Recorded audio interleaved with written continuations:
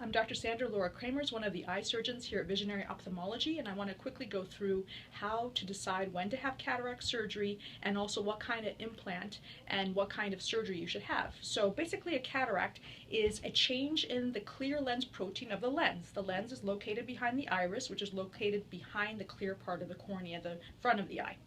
When with aging or trauma or diabetes, smoking, genetics, the lens protein can get cloudy and form different types of cataracts. There's a nuclear cataract, a cortical cataract, a posterior capsular cataract, and each one of these cataracts can determine its effect on your vision.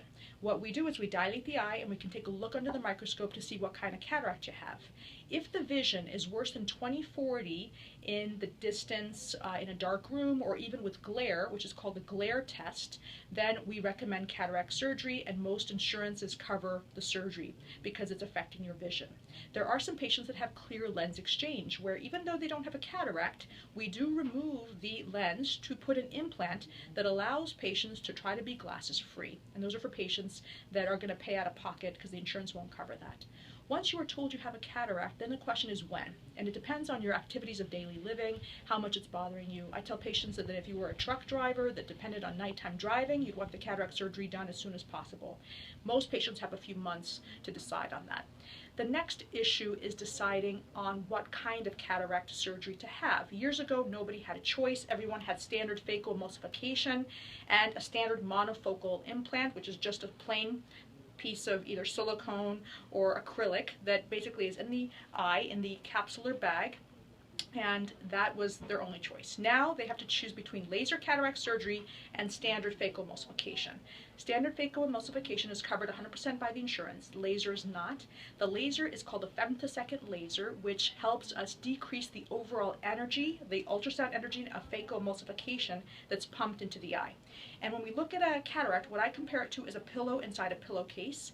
And I tell patients that the top part of the pillowcase is very important in terms of helping us center the implant. We take off the top part of the pillowcase manually if we're using the standard phacoemulsification. With the laser, it's done precisely. And it also chops up the lens proteins to be able to suck out the protein more effectively. So the laser allows us to decrease the overall energy that's pumped into the eye, and that's good for the overall health of the eye. It decreases our risk of corneal problems and macular problems. It improves the recovery time, it decreases the recovery time, and so most eye surgeons in the world would have a femtosecond laser cataract surgery if they had a choice. So that's the first decision.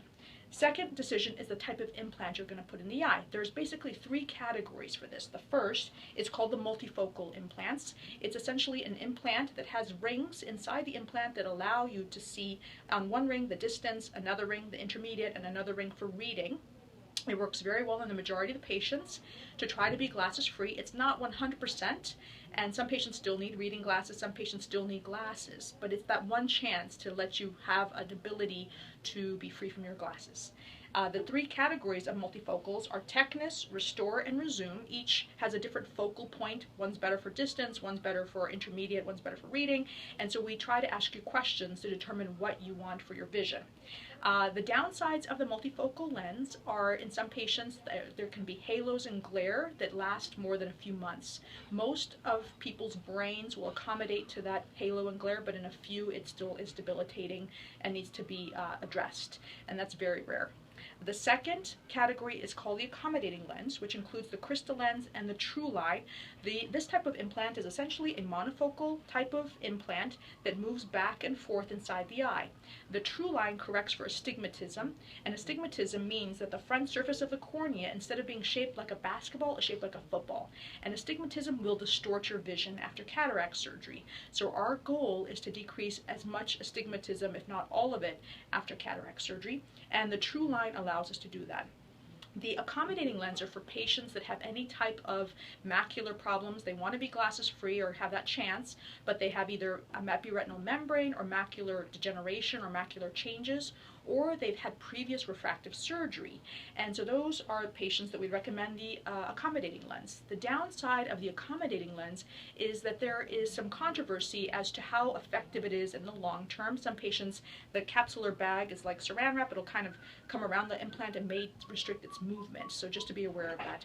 The third category is called the toric lens. The toric lens corrects just for astigmatism, which basically means that you'll still need reading glasses, but you will not necessarily have to worry about astigmatism for the distance, and so you'll be usually glasses free for the distance, although no guarantees with any of these implants. So those are things I wanted to mention to you. If you have any questions, feel free to email me at drdrkramers@visionaryeyedoctors.com. Thank you for your time. Thank you.